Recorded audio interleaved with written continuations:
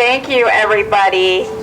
Good afternoon, and thank you so much for bravely adding your voices with the many Rhode Islanders and people across our country who understand that greater gun control measures are needed to prevent gun violence. So thank you all for being here. Big round of applause to all of you. I want to also acknowledge, in Rhode Island, we often acknowledge our other colleagues who are at events with us, but I think this is particularly important because they're not just standing here with you, they stand with me and with Rep. Tansey, and I know that they lend their voices, their support, and their advocacy in this building all the time on gun violence issues.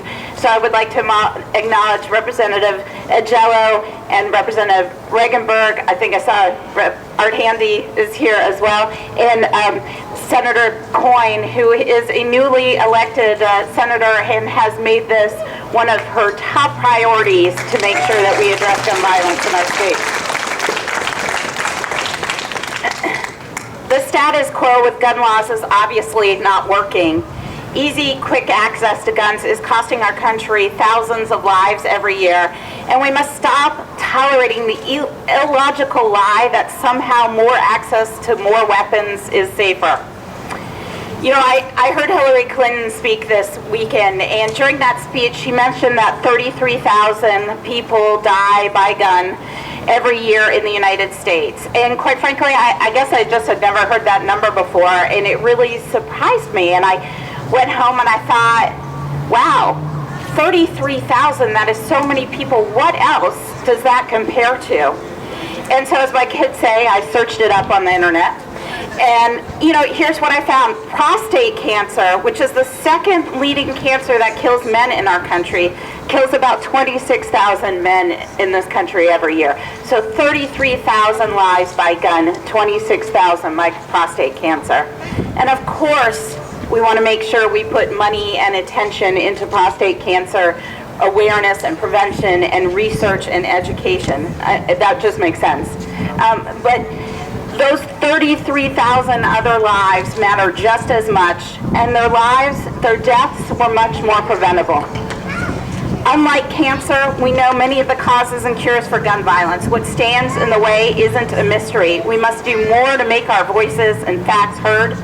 Real reform is usually hard, and it's much harder when there are extremely well-financed forces dedicated to stopping it. And that is something that we all know and have all experienced. I want to make sure you realize that your voices count. When they're louder, we need to make them even louder, because we want to make sure that the status quo, or for those who want to keep the status quo or make it worse, they're very good at making themselves heard. We all know it. We've seen it in this building. And so we must stand together, just like we are here today, but we need to grow the amount of people who are joining us in this fight. I know, like many of you, when we post something on social media about our views on gun violence in this country, the trolls come out. But we can be better, we can be louder, and we know that we can together work to make sure that our voices are heard. Courage is contagious, and I know you all know that, because you're standing here with all of us today to make sure that your voices are heard. And that's the only way we're going to overcome opposition to common sense reform, by being larger and being harder to ignore. So thank you to all of you for being part of this movement, and I look forward to making a difference with you.